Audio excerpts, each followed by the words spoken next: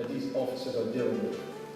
And, you know, yes, of course, these officers need to be held accountable for the actions they took. But a lot of people dealing with, you know, this situation, they just really want a conviction. Convict these officers, you know, throw them in jail.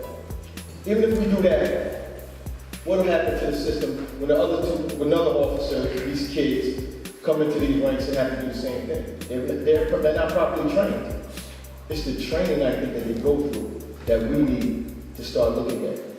You know, because any officer could have did this. It happened 3 times. Throughout the course of history, throughout the course of the world, it happened 5 times. 3 times on Mayor Jim Cato's watch. There was a young man named Sean Potts, shot to death in the streets of New Brunswick. No weapon. There was a young lady called Carolyn Sissy Adams, shot to death in the streets of New Brunswick. No weapon.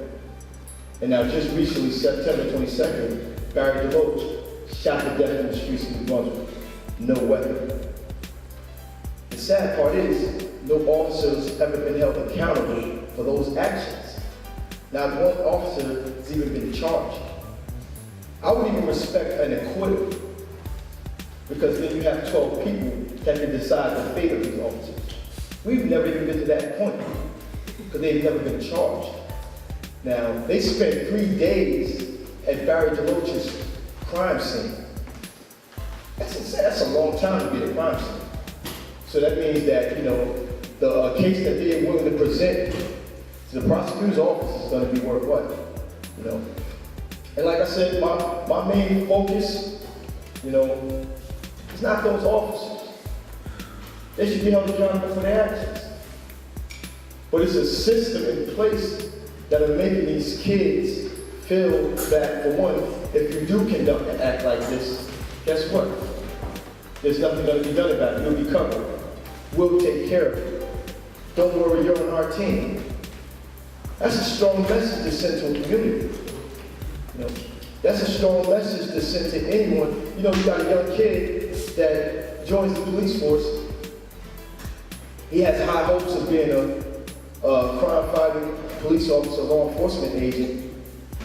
He goes into an agency, and in order for him to move up in rank or get some type of accountability for a job, he has to conduct these acts. This is pressure being put upon him by his superiors.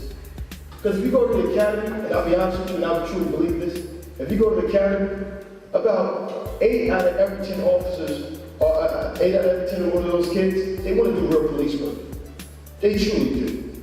You know what I mean? There's maybe 2 guys out there that want to get on the force and use their power.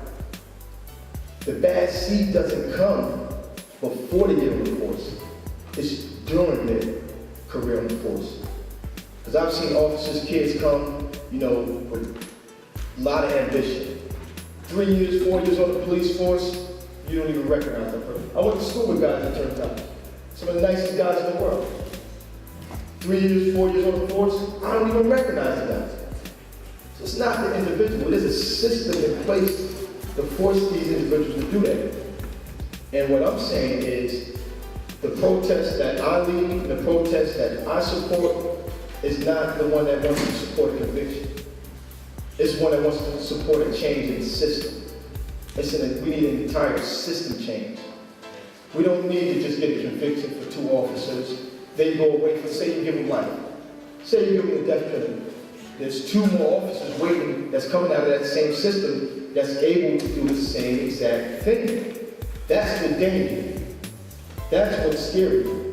And power is power, you know, because if an officer feels like he can jump out, pull his gun out, shoot someone, and kill someone, that might not affect everyone in Highland Park. Or it might not seem like that's everybody's problem. But that's a switch that police officers just can't turn on and turn off. So if he feels like he's untouchable in the streets of New Brunswick, he's untouchable when he goes home. He has a wife and kids. He might be abusing his wife, beating her to a pulp, and she's scared to say something because of the power he has. because of the strength he has, because the access to information he has. That's dangerous for all of us. That's something we all got to get involved in. It's just not about New Brunswick. Yeah, it happened in New Brunswick, but 90% of the police officers, as we all know, don't live in New Brunswick. They live in these communities, Highland Park, South Brunswick, Edison.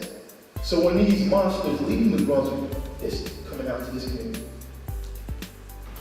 A monster is a monster, whether he has his badge on or off. And the thing is, we can either keep persecuting these monsters, or we can stop the people that are creating these monsters. I want to stop the people that are creating these monsters, because these are innocent kids being turned into monsters. You know, some of you guys might have police officers in your family.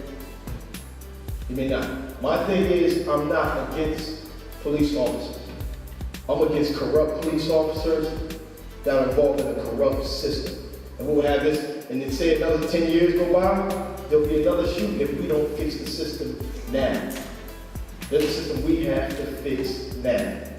And we need everybody involved with it. It's not just the New Brunswick fight, Highland Park fight, Edison fight. Because if these officers don't get charged,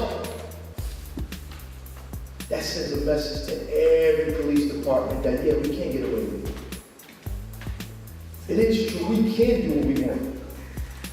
So the rotten apples that want to join the police force, they're joining the force knowing that they can conduct and act like this and get away with it. It only takes, say out of 100 police kids that are going to the academies, it only takes 5 of them with that attitude and that mentality to destroy for the rest of the 95.